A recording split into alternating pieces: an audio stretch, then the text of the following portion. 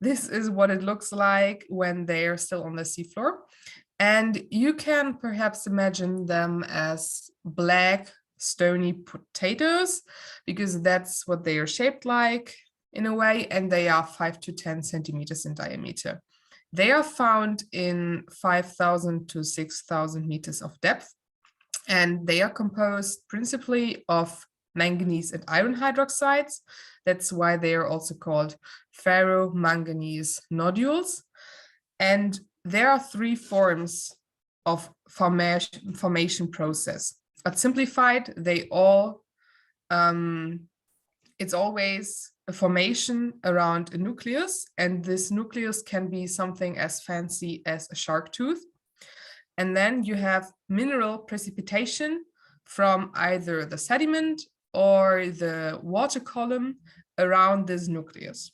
This works only in waters with low sedimentation rate, because otherwise this nucleus, imagine the shark tooth, would be buried quickly by sediment, and you wouldn't have this mineral precipitation around it. When the minerals precipitate on this around this tooth, this happens concentric, and the growth is super slow. It is 1 to a few hundred millimeters per million years. So it is definitely a growth that's slower than we will mine it, should we ever mine it. So it's questionable whether we can call this a renewable resource. The manganese nodules are of interest because they are rich in nickel, copper, cobalt, and rare earth elements. And I'll later explain you why those are minerals of interest to us. The mining of this has already been simulated a bit, and there are ideas how to really do it. And this is what a collector vehicle could look like. This is an ROV, remotely operated vehicle, and it would drive over the seafloor, and with this front part here would kind of suck up or lift the nodules, which would then be lifted vertically through the pipe. So this would be a vertical transport mechanism up to the water surface, where a mining vessel would be, where, depending on the exact idea, but processing or just cleaning would happen. And keep in mind that this pipe has to be several kilometers long. Then, next type of resource, the crusts, polymetallic crusts. They are pavements and coatings on sediment-free rocks at the surface of geologically stable underwater settings. And this is how they look like when they're still intact. And this is what they look like if you cut them open. So the bright part is the weathered oceanic crust. The dark part is the polymetallic crust. And the formation of these needs high turbulence and low sedimentation rate, kind of comparable to the nodules, because the underlying rock, so the crust rock, has to remain sediment-free. You can find those crusts at 400 to 7,000 meters of depth, and they can reach a thickness of 25 centimeters, which will take a lot of time because they too have a very slow growth. We are now speaking of 1 to 5 millimeters per million years. They are mainly composed of iron and manganese oxides. This is also why they are black, because everything that's mainly composed of iron and manganese oxides will just be very dark. And the interesting parts in there are cobalt, titanium, tellurium, platinum, rare earth elements, and more. And generally, I think the crusts are a bit like nodules, just in another form, both by the mineral composition and by how they form. And for those, there is no extraction technique developed yet. So you can imagine that when you look at this, it's just, you cannot just scrape it up or suck it in. You need to drill and cut. So until you get such a view, it will take some effort. Then we come to the perhaps most exciting of the three resources, the sulfides, the seafloor massive sulfide deposits. They are at 800 to 5,000 meters of depth, and they can form at oceanic ridges, volcanic island sites, and island arc systems. I'm just mentioning this, but it would require much further explanation. Just active plane boundaries. Perhaps I can summarize it like that because it involves a bit of tectonics. And I have a scheme here. Because the formation is really interesting, I think. Perhaps if you're not at all interested in geology, it's very boring, but it is based on seawater circulation within the oceanic crust. So you have water penetration perhaps into a crack. I mean, there's a crack here, and the water penetrates the oceanic crust. The oceanic crust is increasingly hot with depth. So the seawater also gets heated up. You see it here when it enters 2 degrees Celsius and then 60, 150, 400. And it is heated up. And due to this, its properties change. So there's a change in pH, there's a change in density, and also in its ability to take up different minerals and elements. So you see that it gets enriched and depleted in certain minerals. So oxygen and potassium go at 60 degrees, but sodium, calcium, and potassium come again at 150 degrees. So it also, I mentioned the change in density, it increases in density. So you have along this here, you have the enrichment in certain elements, of which here, those are more interesting, the ones at higher temperature, copper, zinc, for instance. But then you also have an increase in a decrease in density of the water. So it will rise again to the surface of the crust. And it is then expelled in the hydrothermal vent, which you can perhaps envision as an underwater volcano. Some of the minerals that are entrained in the water will directly be deposited to form this chimney form here, and others will remain in the plume, which is this here. And the plume can travel quite far. Helium is a marker for the plume, but that's not that important. Just remember that particles will fall out in the more far, in the closer or further vicinity around this chimney. And this is how you form the sulfide deposits. So it's the particle fallout falling onto the seafloor. And depending on the water temperature, you have either a black smoker or a white smoker. So there are three types of chimney. There's also the diffuse liquid where you simply don't see the water coming out because it doesn't have a lot of minerals. But the black smoker has water temperatures above 400 degrees and a lot of sulfides and iron in the plume, which is why the plume will be black. The white smoker has just lighter colored minerals entrained and lower water temperature. Generally, the sulfide deposits are rich in copper, zinc, lead, arsenic, cobalt, silver, and even gold. And for them to form, we need this setting here. It has to be stable, and it has to be stable for a long time. And this we have only in slow spreading ridges, which, for example, is the mid-Atlantic ridge, which you might know, it's the ridge in the middle, that goes through the mid-Atlantic, the Atlantic in the middle from the North Pole towards the South Pole. And for mining this, we need an excavator and a cutter that crushes the material to a size at which it can be transported up to the mining vessel, because in contrast to the nodules, which are already pretty small and can directly go up the pipe to the surface vessel, this will be big chunks and they need to be crushed. And in fact, this was once done in summer 2017 as a research exploration, I think, by 2 Japanese organizations. But yeah, there's nothing commercially done yet.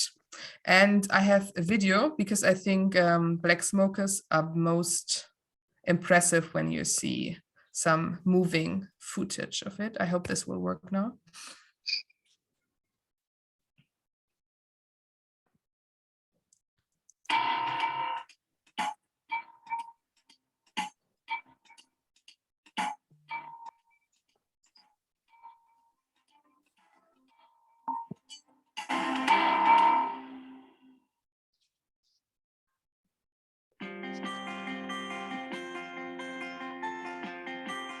At the bottom of the sea, there exist veins of zinc, iron, silver, and gold, whose mining would quite certainly be feasible, Captain Nemo says in Jules Verne's novel 20,000 Leagues Under the Sea.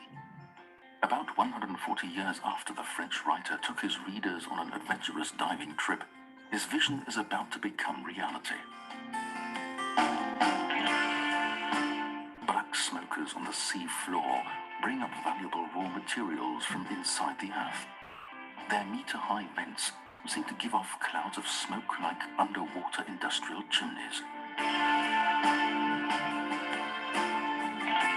Marine geologists from GeoMar, Helmholtz Center for Ocean Research Kiel, examined those vents and took samples back to their laboratories.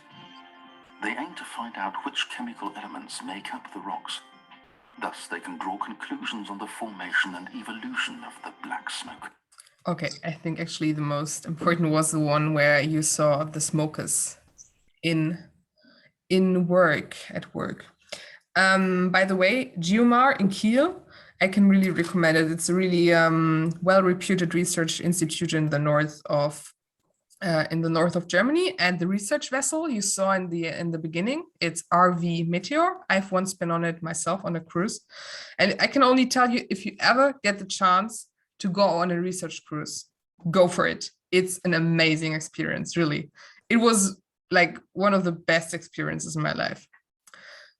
Okay, back to the topic. It's of course interesting to see where we have nodules, crusts, and sulfides, and half of the crusts. Sorry. So as you see, the polymetallic sulfides, those are the red dots, and as I already mentioned, they need an active plate boundary, and this is why you see them all along those plate boundaries, especially here. This, you might have heard of it, is the Pacific Ring of Fire, where you also have a lot of overwater volcanoes. And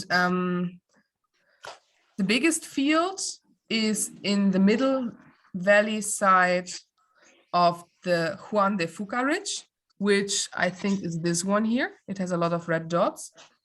And economically most interesting is for the SMS is the Western Pacific. Someone was not muted. I hear myself again, an echo. Okay, now it's gone. So the most economically would be the West Pacific and the Mid-Atlantic Ridge, which is this one here, as well as the Red Sea, which is here. And for the crusts and the nodules, you can see that they are not necessarily at the plate boundaries, but rather in the middle of plates, because they do not need those active plate boundaries. And the crusts are mostly in the Western Pacific. This is the brighter green, you can see it. And also for the nodules, the Pacific is a hotspot, but here we have this Clarion-Clipperton zone, abbreviated CZZ, which really is the place to go for nodules. There's also a German research institute that has an exploration contract there. And yeah, this is where mining is most likely to start for the nodules.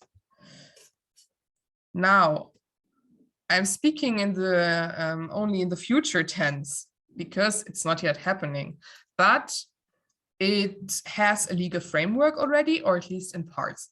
And the base for this is the 1982 United Nations Convention on the Sea of the Law, short UNCLOS. This is an international treaty, including rules and guidelines for the use of the ocean.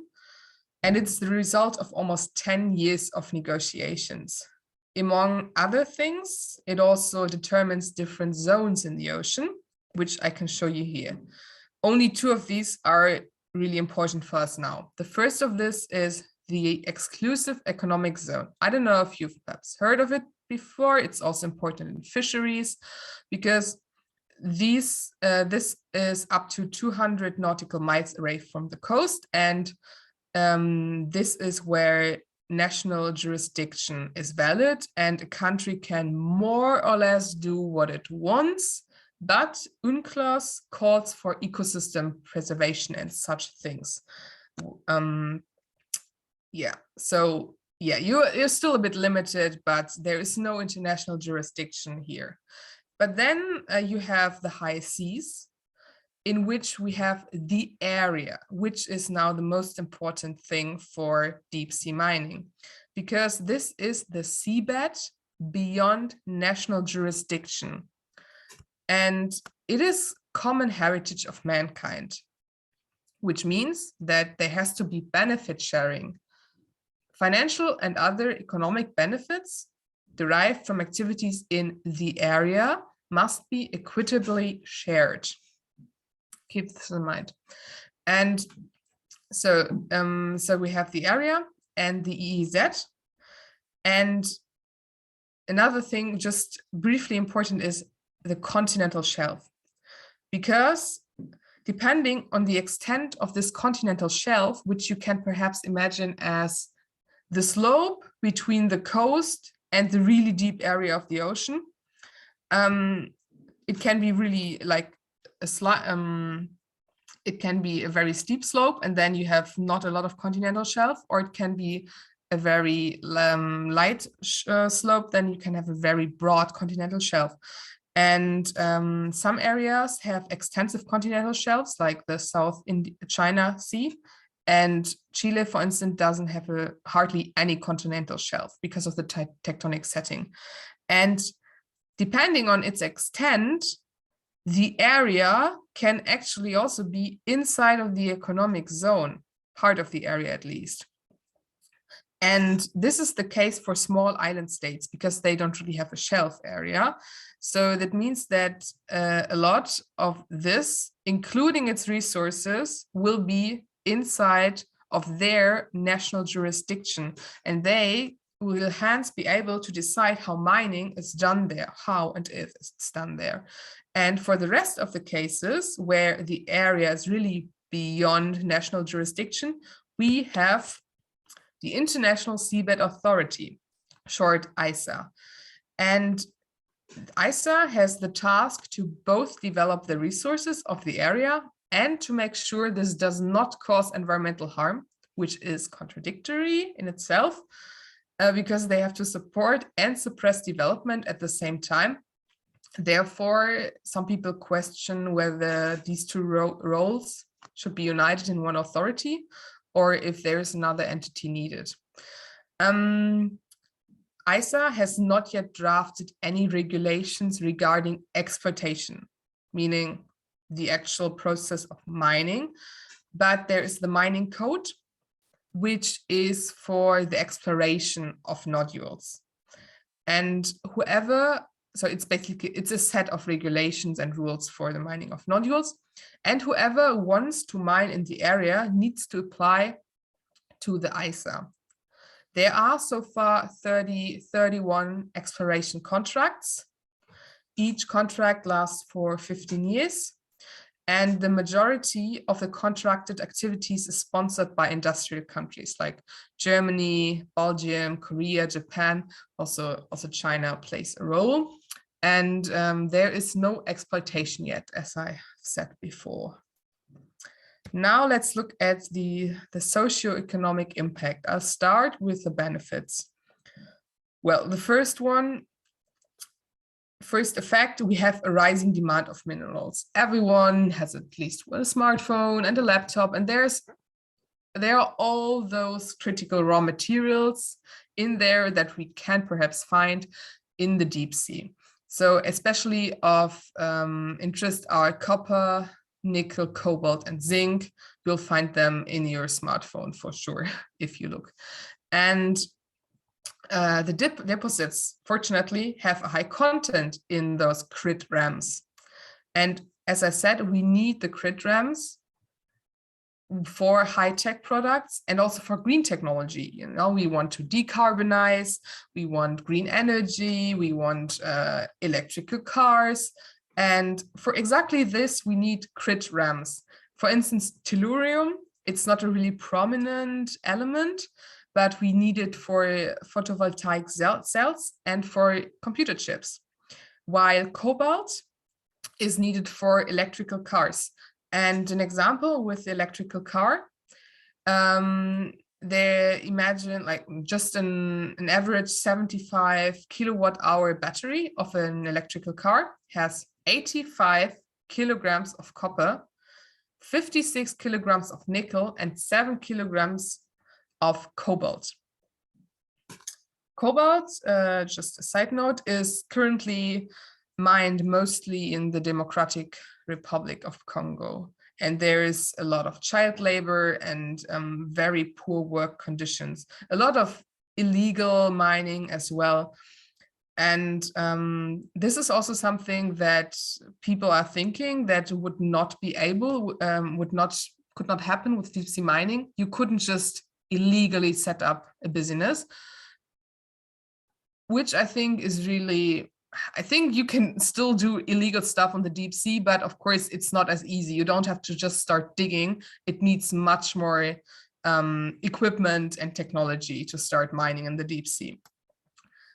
A positive example for the socioeconomic impact are the Cook Islands. The Cook Islands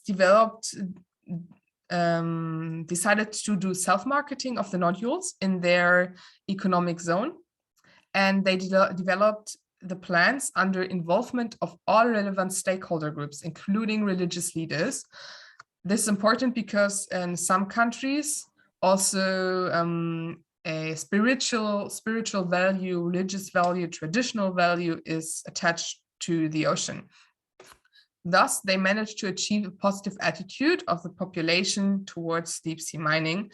And by the self-marketing, they will also achieve an increase in prosperity for the whole population.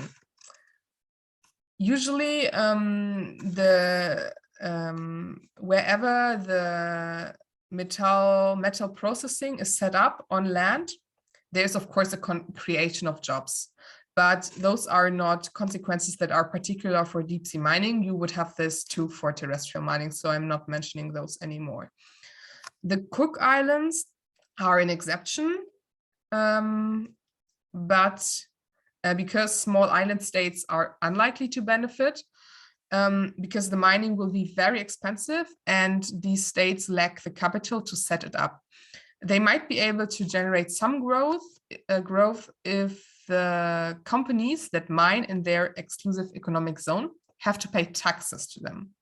But the next thing I list here, it's not a true advantage, I think, socioeconomic advantage, but there will rather be a benefit for countries like Germany, I'm afraid to say.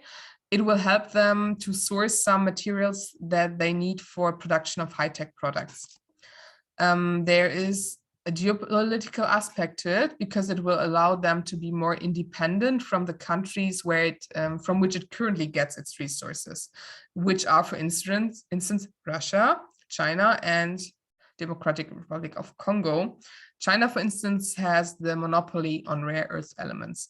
And in the current situation, of course, it would be very much welcomed to be more independent from Russia, even in this aspect. But as I said, this isn't really an advantage, because if it's just if it's just beneficial for an industrial country or for industrial countries, it's rather enhancing global disparities. So this is, I think, a good bridge to continue with the disadvantages. And the first one is that deep sea mining will be extremely expensive. You will have to invest in the technology, in the development of the technology, because, as I said, there isn't even technology yet to mine the crusts. And you already have to pay if you apply to the International Seabed Authority, if you want to mine. And you really need a lot of capital to do this. There is potential disadvantage for the manganese export of low and middle income countries like South Africa, Gabon, and Ghana, because if several companies at the same time introduce deep sea mined manganese nodules to the manganese market, the price will drop because there is an oversupply in manganese, and this won't be good for them, for these countries here, because for them the mining is an important economic factor.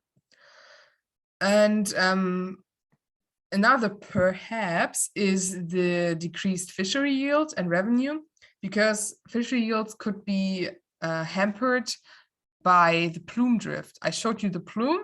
That's no, I didn't show you the plume, but this collector will develop a plume, and this plume might drift and might be in the hatching or feeding area of very important fish populations. This is most likely to happen from the mining of SMS and crusts, because many of those are in the exclusive economic zones, and this is also where fishing usually happens. Then a country example Papua New Guinea. It's a negative one, because in Papua New Guinea you have Solvara 1, which is a potential mining site for SMS mining. It's by Nautilus Minerals Incorporation from Canada. And it's 30 kilometers, only 30 kilometers off the coast of Papua New Guinea. The thing is that the civil society felt overlooked in the planning process by the government and the mining company. So you see the potential for conflict between stakeholder groups there. And also, of course, as I said, like the company here, the Solvara 1 site, it's a Canadian company. So it's really questionable how much of the profit and revenue created will remain in Papua New Guinea.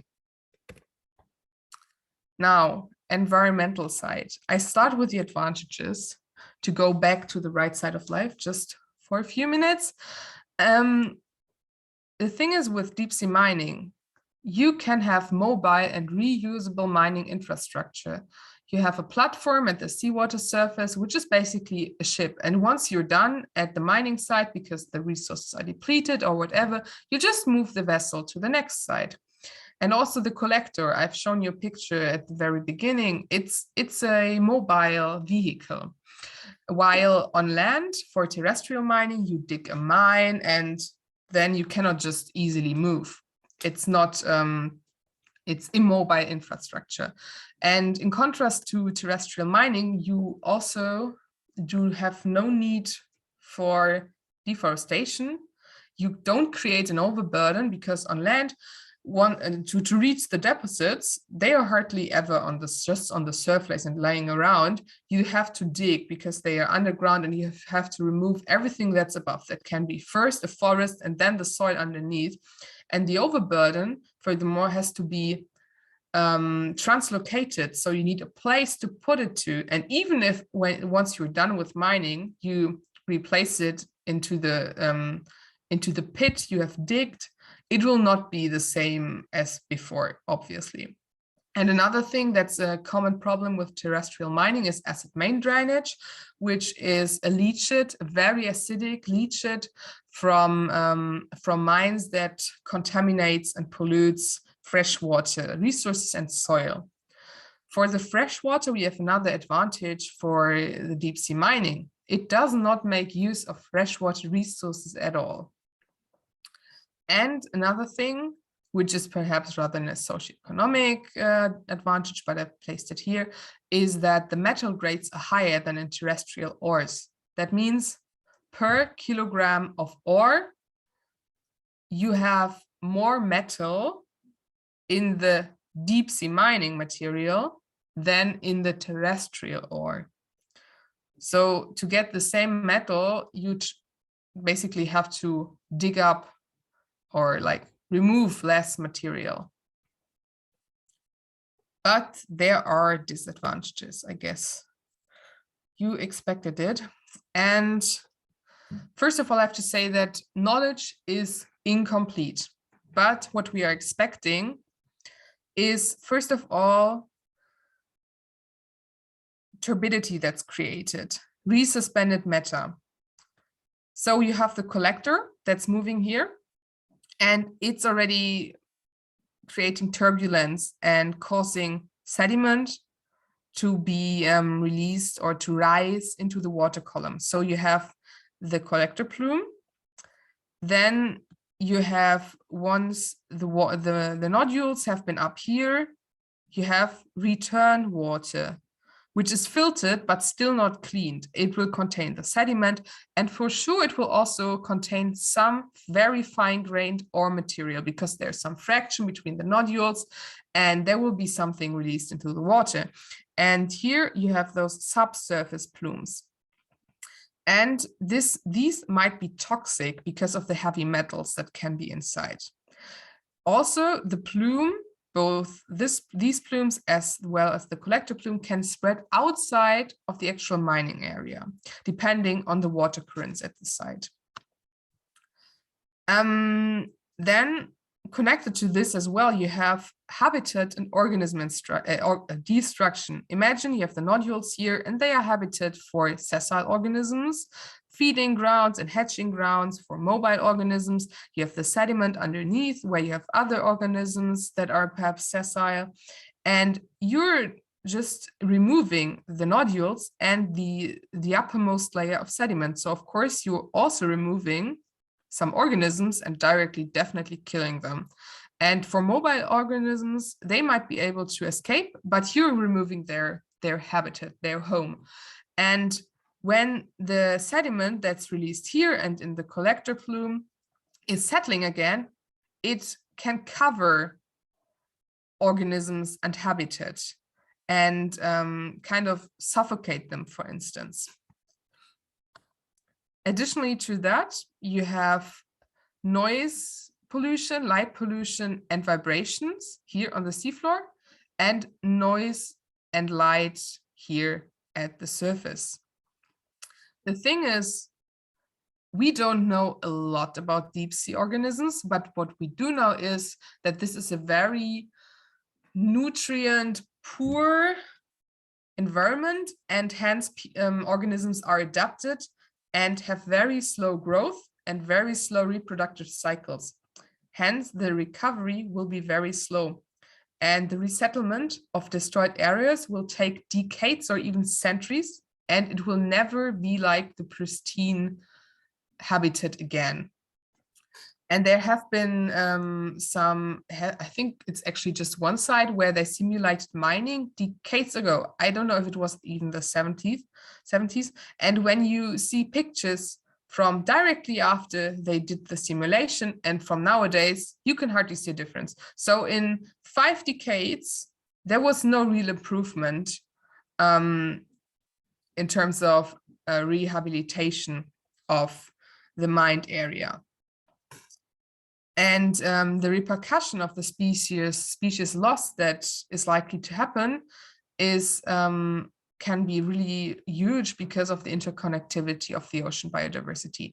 And with that, we might even lose pharmaceutical resources that we didn't even know we could have had. To avoid all what I've just mentioned, or at least decrease the impact, there could be a best practice for the mining, which would include to have the least possible pressure applied onto the seafloor by the collector vehicle, and also a low penetration depth of the collector mechanism. The plumes should be reduced, they propose. I don't know how exactly they want to do it. And they also want to transport as little sediment to the water surface as possible. And when they release it again, here, they want to do this close to the seafloor. So there's as little an area impacted as possible. Furthermore, there are already declaimed protection zones where mining will never be allowed. And there has to be research to fill our knowledge gaps.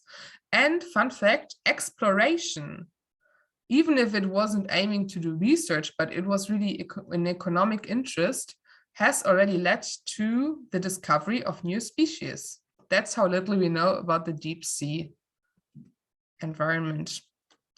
And I'm almost done. To conclude, there is no mining happening yet. And if it will ever happen, it will not be able to replace terrestrial mining completely. It will rather be an addition, because we have such a hunger for resources that we just need ever more. And there will certainly be a long-term impact on deep sea and on the deep sea environment. Only the extent of it is unclear. And because that's the case, companies like Google, Samsung, and BMW have called for a moratorium. This means they are renouncing the use of minerals from deep sea mining until further notice. And this was also called for by a big group of researchers. Aside from the environmental impact, the socioeconomic impact remains uncertain. The only thing that's really certain is that we need critical raw materials, unless we all want to live without the luxury of having a smartphone and being able to do Zoom meetings like we do now, and unless people are renouncing the use of cars, etc. And I mean, we want a clean energy transition, so we need those green technologies, we need the critical raw materials for it. So it's kind of a dilemma, I think. And I hope you gained some new knowledge. Thank you for listening. I'm now happy to answer questions. And if questions arise later, you can send me an email to this email address. Thank you. Well, thank you so much. That was really helpful. Thank you for coming to share this knowledge with us. I have just one question for now. Can you hear me? Yes. Yeah, before other people start sending in their questions. So we know deep sea mining hasn't started yet, right? But yeah. Like it's been proposed and stuff. But I'm just wondering, what's kind of the major difference between deep sea mining and offshore exploration? Already know offshore exploration is ongoing and it's very much detrimental to the aquatic environments and the likes. For the fact that the products are different, but like talking about the environmental impact, what is the major difference between offshore and this deep sea mining development? I think I'm not quite sure if I got you completely, but the difference between offshore mining and deep sea mining is that offshore is everything off the coast, and offshore exploration, exploitation as well is of course already happening. I mean, I know that on the shelf, on the continental shelf, for instance, of Angola, I think you have a lot of oil resources, and this is already extracted. But deep sea mining is just it's just another realm we're basically speaking of. But I think that wasn't really your question, but the sound was really poor. Okay, maybe I could rephrase. Yes. Offshore talks about everything of the land, right? But now I'm talking about impact. Like I know offshore mining, offshore exploration, it also affects aquatic species, but I think there are concerns here, even if it's beneficial. We're trying to protect the marine environment. So, like in terms of the devastating effects of these two processes, what is the major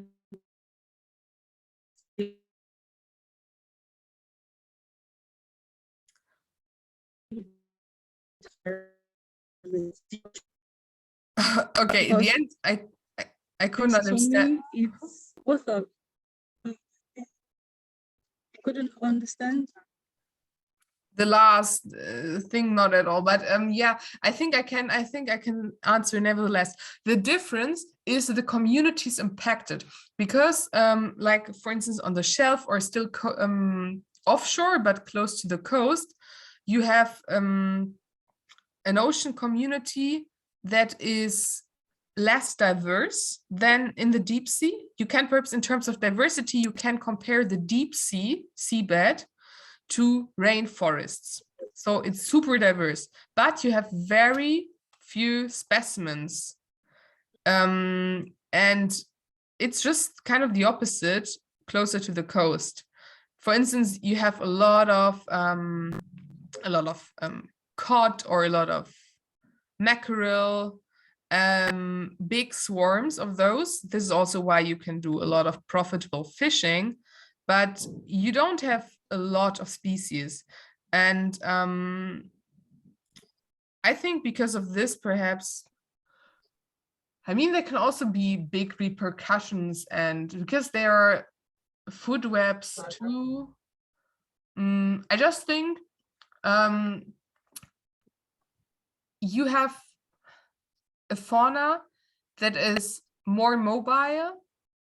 It has bigger population numbers, so it's more able to recover and react, perhaps, than the deep sea community. Thank you for that.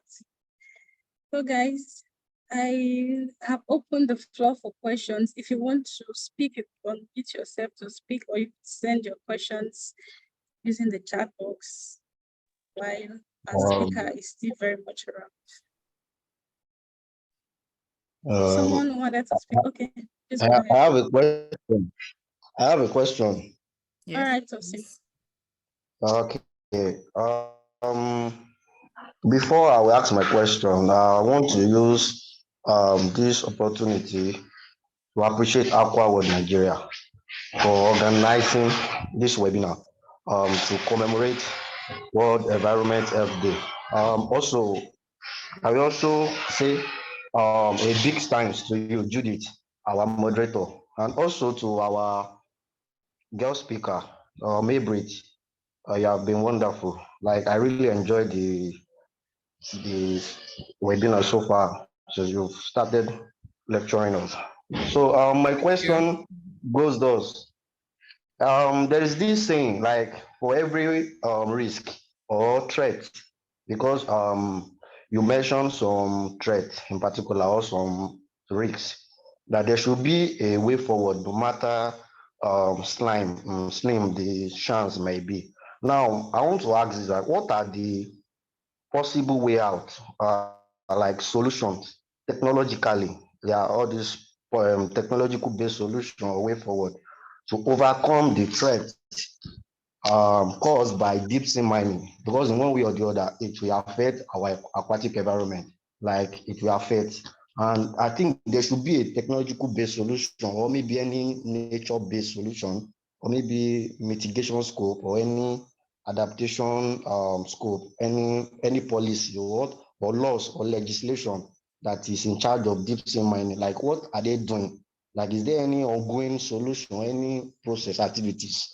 So that was what I want to ask. Yeah, there is. Perhaps I haven't been very clear on this then, but wait, let me see. Can I go back? Yeah. So yeah, of course, technological solutions. You said, of course, this is all just kind of still drafts and modeling, but this has to be done in the best way possible with the least impact. And they want to, and they also the precautionary principle has to be applied. And here, I introduced the International Seabed Authority, and they are the ones responsible to assure that the mining is done in a not environmentally harmful way. And regulations for the exploitation, as I said, are not yet developed, but I'm sure behind closed doors, they are working on it, but there's also no exploitation yet. But they should, of course, use the time until exploitation starts, because it's perhaps 5 years or even less until it really starts. And then those regulations for the exploitation have to be in place. And yeah, well, there are also ideas that a bit like, imagine on land, you have a company that wants to build a factory at one place, and for this, it has to deforest the area. But to make up for this, it has to plant trees somewhere else. They are suggesting that mining companies have to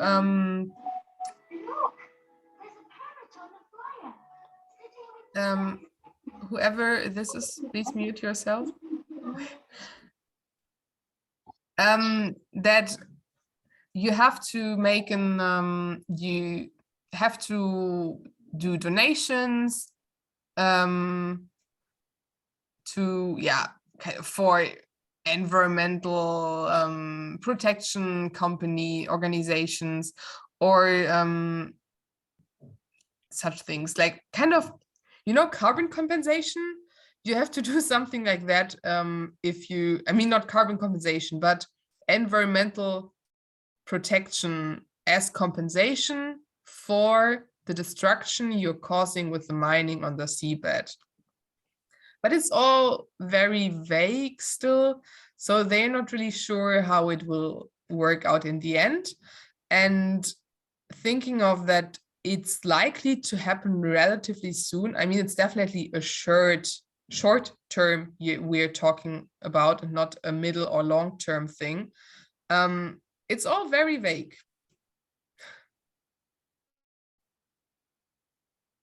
I hope I answered your question. Oh yeah. Yeah. Thank you very much. You're welcome. Okay. More questions. More questions, please, before we call it a day or an evening. Okay, I was just thinking, maybe not a straight up question, but I was just thinking, if it eventually happens, or if it eventually starts, can you hear me, Mai-Brit? Yes, I do hear you.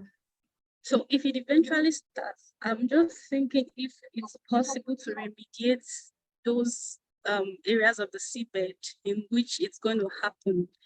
Because I read that it takes a lot of time or a lot of years for the formation of, like you explained already, for the formation of those areas. So more like, do you think it will be possible to fast track the formation of those beds after mining activities have taken place? Do you think it's possible? You mean, wait, to speed up the formation of the resources, or to speed up the recovery of recovery, I mean. Ah. So Yeah, there are ideas for that. That's really straightforward, I think. So imagine you remove the nodules, and there are ideas that to help recovery, you have to place artificial nodules there. So basically just round stones. Of course, this will not help the organisms that you have already killed, but it's offering a new and perhaps relatively equivalent habitat again. And that's the only thing I have definitely heard of. okay. I guess other ideas come up before it eventually starts, and I hope it works in as much as we need those technologies and the like. I hope it really works. So guys, are we still expecting more questions? We can close the session for today. Someone raised their hand. Isaac? Isaac, please go ahead.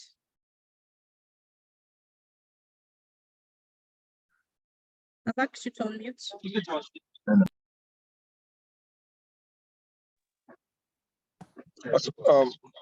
Thank you so much.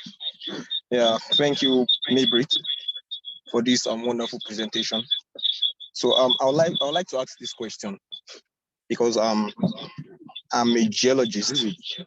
So my question is concerning deep sea mining, because I'm sure that when samples are taken or they are gotten while exploring or while exploitation is going on, we use these samples for research purpose. So since we are not encouraging deep sea mining now, how can we like go about that? I don't know if you understand my question. Like to access access to the samples, to these deep sea samples, would be kind of like difficult to get. Like for example, petroleum exploration, there are some micro paleontological sediments that we get, samples that we get from core samples. So those things are used for research purpose. So once we stop deep sea mining, how do we get these samples for research purpose? Thank you. Well, of the 31 exploration contracts that there are also a few that are that are held by research institutions. For instance, the German one, it's from the BGR, which is the Federal Agency of Georesources or something like that. And I mean, they have no economic interest. They are not not a commercial enterprise. They are a research institution. So not all those 31 contractors are interested in mining, but yeah, I mean, once you completely ban even exploration, of course, you no longer get any samples of the nodules, of the crusts, or of the vents. Yeah, I think I'm not answering your question, but I'm also not sure if I really got your question, to be honest.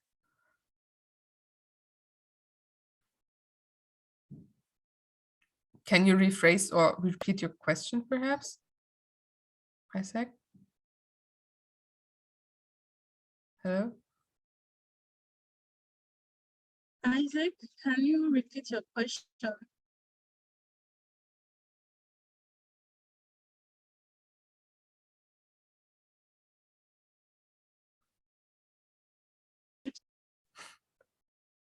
Either he's speaking on unmuted or he's no longer listening.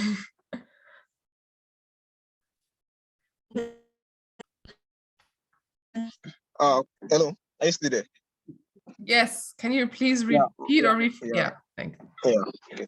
My question is like, how do we assess these samples? Because there are some that are very beneficial to research. So how do we, if we stop or we discourage deep sea mining too? I know that it has its own disadvantages.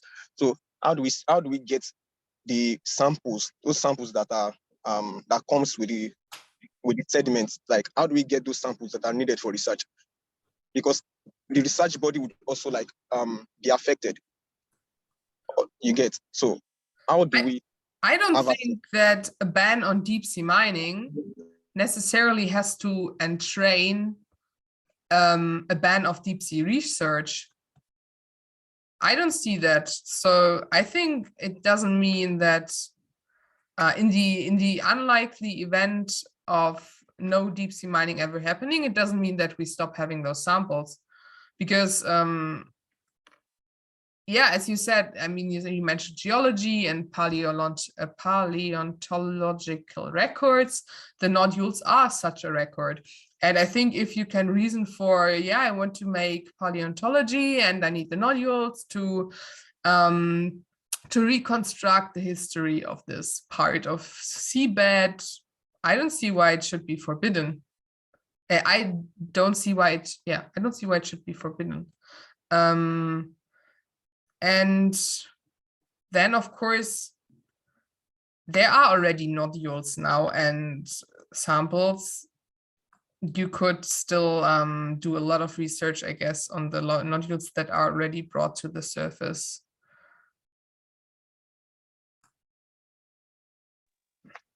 All right. Thank you so much, Mai-Brit. Thank you. No worries. All right. Thank you so much. Thank you for coming. Thank you for the details. Thank you so much for sharing, for celebrating this day with us. Okay, I think we have actually gone past the time. So we're going to end the session here. If you have further questions for Mai-Brit, reach out to her via her email address. I hope you got that. If not, I will send it to you later.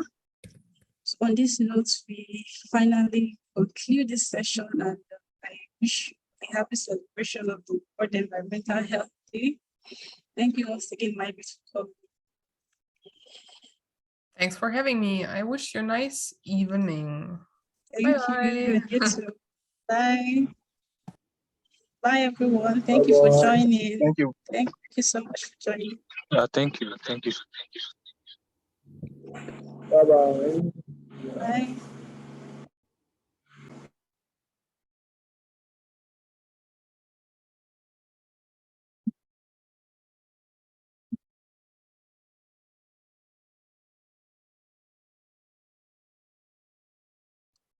Thank you so much, Mr. Paul, for having